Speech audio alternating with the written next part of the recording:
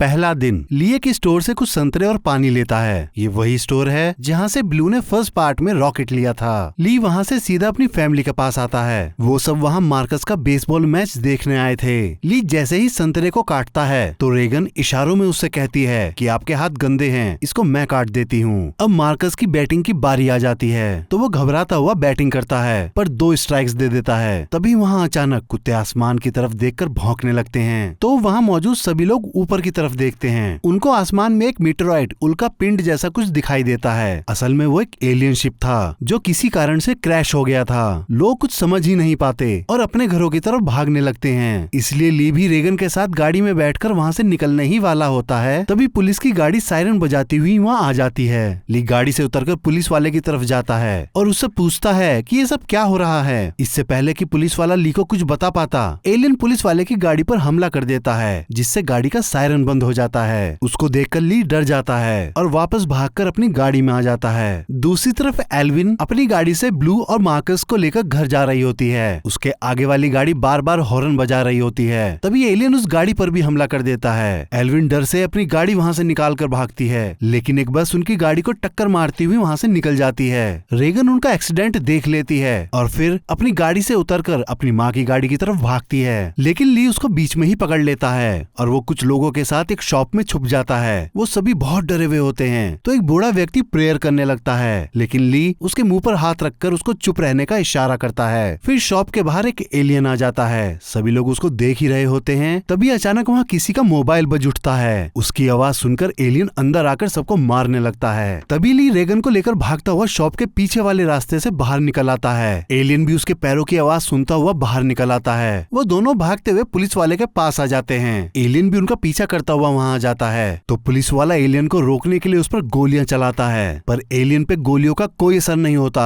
और alien police वाले को ही मार देता है। असल में ये एलियंस अंधे होते हैं। इनका पूरा शरीर एक अभेद कवच से ढका होता है जिसको किसी भी चीज से तोड़ा नहीं जा सकता था और वो अपने सर का कवच तभी खोलते हैं जब उनको हाई फ्रिक्वेंसी साउंड सुनाई देती है। वो मीलों दूर से छोटी आवाज सुन सकते हैं और अपनी तेज रफ्तार की वजह से सेकंड्स में मीलों की दूरी पार कर सकते हैं। अब शुरू होता है कहानी का सेकंड पार्ट, 474वां दिन। पार्ट 1 के एंड को कंटिन्यू करते हुए एलियन को मारने के बाद एल्विन बच्चों को लेकर बेसमेंट से बाहर निकल आती है। वो देखती है उनके घर में आग लगी हुई है तो वो बच्चों को वहीं रुकने का इशारा करके अपने नवजात बच्चे को लेकर घर के अंदर चली जाती है। फिर रेगन मार्कस को इशारा करके वहीं रुकने को कहती है और वापस बेसमेंट में जाकर एक पोर्टेबल स्पीकर, साथ ही माइक्रोफोन और अपने पिता ली का मार्क किया हुआ मैप उठा लेती है और फिर अपने अनाज के गोदाम की छत पर बैठकर बाकी मशालों को देखने की कोशिश करती है। तभी उसको एक मशाल जलती हुई दिखाई देती है तो वो उस मैप पर उस मशाल को छोड़कर सभी को क्रॉस कर देती है। वो समझ जाती है अभी भी वहाँ कोई जिंदा है। इधर एल्विन अपने घर में घुसती है। वहाँ पानी भरा हुआ होता है। वो अपने बच्चे को उसके बॉक्स में लिटाती है और ऑक्सीजन का सिलेंडर लेकर बाहर निकल आती है। फिर वो सब अपना घर छोड़कर उस अकेली जलती हुई मशाल की तरफ चल पड़ते हैं। वो रेलवे ट्रैक को पार करते हुए उस जगह पहुँच जाते हैं जहाँ वो मशाल जल रही थी।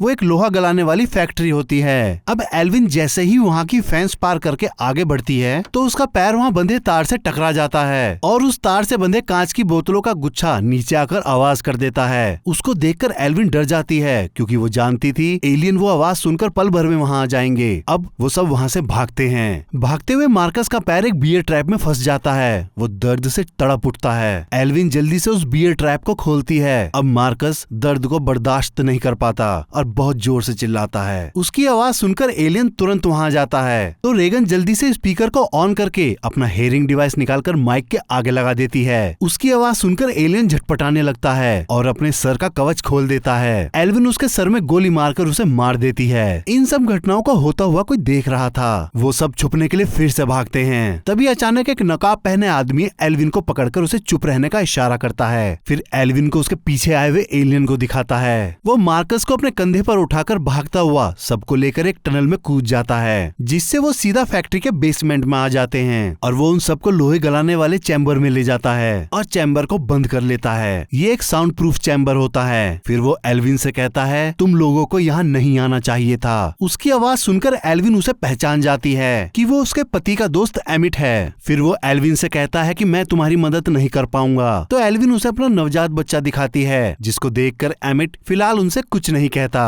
फिर वो सब चैम्बर के बाहर आ जाते हैं। हैं, क्योंकि एक बार बंद होने पर उस चैम्बर में कुछ ही मिनटों की ऑक्सीजन होती है और इसीलिए उसको जल्दी खोलना पड़ता है। एमिट हल्की आवाज में एल्विन से पूछता है, तुम्हारा डिवाइस कैसे काम करता है? एल्विन उसके बोलने से डर जाती है तो वो बताता है, हम जमीन में 3 फुट मोटे कंक्रीट के नीचे हैं। यहाँ एलियन हमारी आवाज तब तक नहीं सुन सकता जब तक वो ठीक हमारे ऊपर ना हो।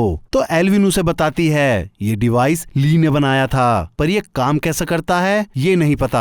फिर वो एमिट से उसकी फैमिली के बारे में पूछती है तो एमिट बताता है, उसका बेटा उसी दिन मर गया जिस दिन एलियंस हमारे शहर में आए थे, लेकिन उसकी पत्नी अभी 11 महीने पहले बीमारी के चलते गुजर गई। अब वो अकेला है। फिर वो मार्कस के पैर के बारे में पूछता है। एल्विन बताती है, चोट ज्यादा गहरी नहीं है, पर हमें नई पट्टियां चाहिए। तभी मार्कस को रेडियो पर एक गाना सुनाई देता है, बियॉन्ड द सी, जिसको सुनकर वो चौंक जाता है। तो एमिट उन सबको बताता है, ये गाना पिछले 4 महीने से रोज चल रहा है। उसकी बात एल्विन रेगन को इशारों में समझाती है तो रेगन इशारों में कहती है, ये झूठ बोल रहा है, अगर ये गाना पहले से ही चलता तो पापा इसे जरूर सुन लेते। तो एमिट उसे समझाता है, तुम्हारा घर घाटी में था, वहाँ सिग्नल नहीं आते और मुझको भी यहाँ आने के बाद ही आए। लेकिन रेगन को उसकी बात पर कोई विश्वास नहीं होता।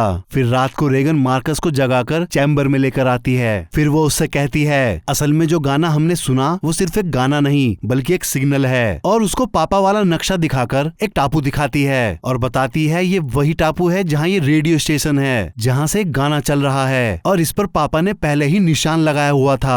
फिर वो उसे अपना प्लान समझाती है कि वो रेलवे की पटरी से होती हुई समुद्र के किनारे डॉक पर जाकर एक नाव ढूंढकर उस टापू तक पहुंच सकती है और उसे नाव ढूंढने में सिर्फ 1 दिन लगेगा। तो मार्कस उसे ये सब करने से मना करता है और माँ को सारी बात बता देने की धमकी देता है। अगली सुबह सबके जागने से पहले रेगन अपनी जरूरत का सामान और अपनी माँ की बंदूक लेकर अकेले ही टापू को ढूंढने निकल जाती है, पर रेडियो को मार्कस के पास छोड़कर उस पर कीप लिसनिंग, सुनते रहना लिख जाती है। जागने के बाद मार्कस सारी बात अपनी माँ को बता देता है। एल्विन रोते हुए एमिट से रेगन को ढूंढकर वापस लाने को कहती है, पर वो मना कर देता है। तो एल्विन हाथ जोड़कर उसके आगे गिड़गिड़ाने लगती है। इधर रेगन को रेलवे ट्रैक पर एक ट्रेन मिलती है जिसमें मौजूद सभी लोग मरकर कंकाल बन चुके थे। रेगन एलियन के द्वारा तहस नहस हुई ट्रेन को देखती है। फिर आगे चलकर उसको फर्स्ट एड बॉक्स दिखाई देता है। उसको लेने की कोशिश में कंकाल उसके हाथ पर गिर जाता है। रेगन डर जाती है और उससे आवाज हो जाती है। तभी वो देखती है कि एक एलियन वहाँ आ गया है, जिसको देखकर वो बहुत डर जाती है। वो तुरंत स्पीकर को ऑन करके अपने डिवाइस को उसके आगे रख देती है। उससे निकलने वाली आवाज की वजह से एलियन तड़पता हुआ अपने सर का कवच खोल देता है, लेकिन अब वो आवाज को सहन करता हुआ रेगन की तरफ बढ़ता है। रेगन उस पर गोली चला देती है। गोली एलियन को छूकर निकल जाती है। रेगन फिर से बंदूक लोड करती है, पर बंदूक जाम हो जाती है। रेगन समझ जाती है अब उसका अंत आ गया है। वो अपनी आंखें बंद कर लेती है। इससे पहले एलियन रेगन को मार देता, तभी एमिट वहाँ पहुंचकर एलियन को गोली मारकर उसे मार देता है। फिर वो एलियंस के वहाँ आने से पहले ही रेगन को लेकर एक जगह छुप जाता है और उससे इशारों में कहता है, मैं तुम्हें वापस ले जाने आया हूँ और जब तक एलियंस यहाँ से चले नहीं जाते तब तक हम यहीं छुपे रहेंगे। फिर रेगन एमिट को अपना प्लान बताती है और बहुत कोशिशों के बाद उसे टापू पर चलने के लिए मना लेती है। इधर एल्विन देखती है कि उसके छोटे बच्चे की ऑक्सीजन और मार्कस के दर्द की गोलियां लगभग खत्म हो चुकी हैं। वो ऑक्सीजन और दर्द की गोलियां लेने के लिए बेसमेंट से बाहर निकलती है, पर मार्कस एल्विन को जाने से रोकता है क्योंकि उसे अकेला डर लगता है। ऊपर से उसका छोटा भाई भी उसके साथ था। फिर एल्विन उसे समझाती है, अगर मैं नहीं गई तो ऑक्सीजन खत्म हो जाएगी और तुम्हारी गोलियों के बिना तुम्हारा दर्द इतना बढ़ जाएगा कि तुम सहन नहीं कर पाओगे। फिर वो मार्कस को समझाकर वहाँ से चली जाती है। दूसरी तरफ रेगन जागती है और देखती है वहाँ एमिट नहीं है, साथ ही उसका हेयरिंग डिवाइस और स्पीकर भी गायब है। वो परेशान होकर वहाँ से बाहर निकलकर रोने लगती है। तभी वहाँ एमिट आकर उसको डिवाइस और स्पीकर लौटाता है और वो उसको बताता है कि मुझको नाव मिल गई है। इधर एल्विन दवाई और सिलेंडर लेकर वापस आ रही होती है। मार्कस बेसमेंट से बाहर निकल कर आता है और उस जगह को तलाशने लगता है। उसको वहाँ एक औरत का कंकाल दिखाई देता है, जिसको देखकर वो डर के पीछे हट जाता है, पर पीछे हटने की वजह से वो गिर जाता है और आवाज हो जाती है। असल में वो कंकाल एमिट की पत्नी का था, जो उसने वहाँ रख रखा था। एमिट रेगन को नाव के पास लाकर नाव का लंगर खोलने लगता है। तभी उसको वहाँ डॉक पर एक डरी सहमी सी बच्ची दिखाई देती है। एमिट धीरे से उसे उठाने के लिए आगे बढ़ता है। तभी वो बच्ची उसके गले में घंटियों से बंधा फंदा डालकर भाग जाती है। अब एमिट ने अगर फंदा निकालने की कोशिश करी तो उस पर बंधी घंटियां शोर कर देगी और एलियंस वहाँ आकर उसको और रेगन को मार देंगे।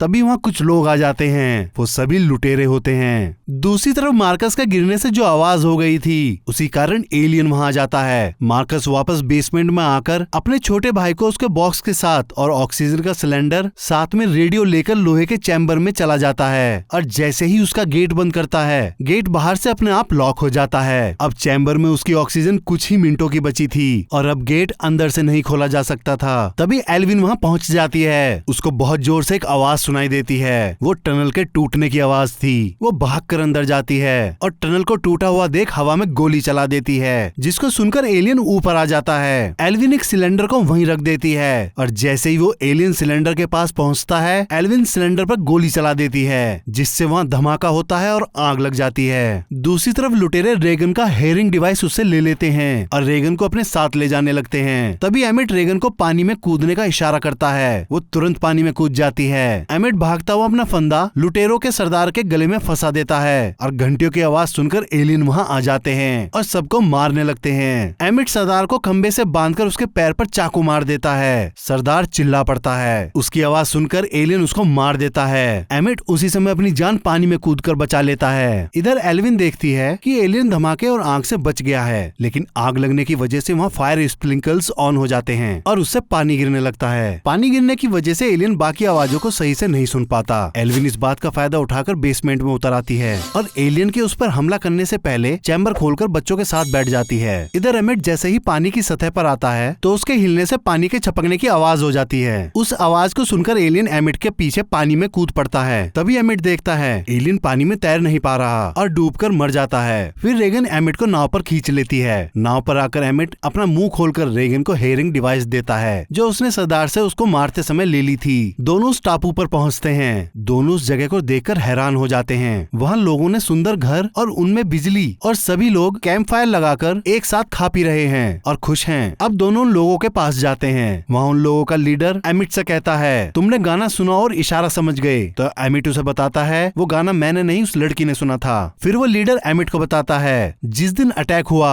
उसी दिन हमारे अधिकारियों को पता चल गया था कि ये एलियंस तैर नहीं सकते, इसीलिए उन्होंने हमारे लिए 12 नावों की व्यवस्था कर दी थी। लेकिन लोगों की जल्दबाजी और धक्का मुक्की की वजह से वहाँ शोर हो गया, जिससे वहाँ एलियंस आ गए और सिर्फ 2 ही नाव यहाँ तक पहुँच पाई। फिर एमिट उसको बताता है, हम इस डिवाइस से निकलने वाली हाई पिच फ्रिक्वेंसी को रेडियो स्टेशन से ऑन एयर करने के लिए आए हैं। इसकी आवाज की वजह से एलियन तड़पने लगते हैं और अपने सर का कवच खोल देते हैं। फिर उस खुली जगह पर हमला करने से वो एलियन मर जाते हैं। अगली सुबह एमिट समुद्र के किनारे आकर उगता हुआ सूरज देखता है। साथ ही अपने बेटे की तस्वीर देखता हुआ उसे याद करके रो पड़ता है। तभी उसको कोई आहट सुनाई देती है। वो उस ओर जाकर देखता है। उसको वहाँ किनारे पर वो नाव मिलती है जिस नाव पर एलियन था। वो उसको देखकर डर जाता है और बाकी लोगों को आगाह करने के लिए उनके घरों की तरफ भागता है, लेकिन एलियन उसके आने से पहले ही वहाँ पहुंचकर लोगों को मारने लगता है। ये सब देखकर उन लोगों का लीडर एमिट और रेगन को अपनी गाड़ी में बैठाकर गाड़ी का हॉर्न बजाता हुआ रेडियो स्टेशन की तरफ निकल पड़ता है। हॉर्न बजाने की वजह से एलियन उनकी गाड़ी के पीछे लग जाता है। लीडर उन दोनों को रेडियो स्टेशन छोड़ता है, लेकिन तभी एलियन लीडर को पकड़कर बाहर खींचकर मार डालता है। रेगन और एमिट स्टेशन के अंदर बिना आवाज किए ब्रॉडकास्ट रूम की तरफ बढ़ने लगते हैं। एलियन भी अंदर आ जाता है। उसको देखकर दोनों छुप जाते हैं। दूसरी तरफ बच्चे का ऑक्सीजन सिलेंडर खत्म होने वाला होता है तो एल्विन उस चैम्बर से बाहर निकल आती है। इधर एमिट ब्रॉडकास्ट रूम में जाने के लिए रेगन को खिड़की से एंट्री करवाता है। उस रूम का दरवाजा खोलते हुए रेगन से आवाज हो जाती है तो एलियन रेगन की तरफ भागता है, पर एमिट बीच में आ जाता है। पर एमिट के बीच में आने से एलियन उसे घायल कर देता है। फिर भी एमिट रूम का दरवाजा बंद कर देता है। दूसरी तरफ एल्विन बाहर आकर दवाइयों का बैग उठाती है तो एलियन ठीक उसके पीछे आ जाता है। वो भागती हुई चैम्बर में घुस जाती है, लेकिन उसका गेट नहीं बंद कर पाती।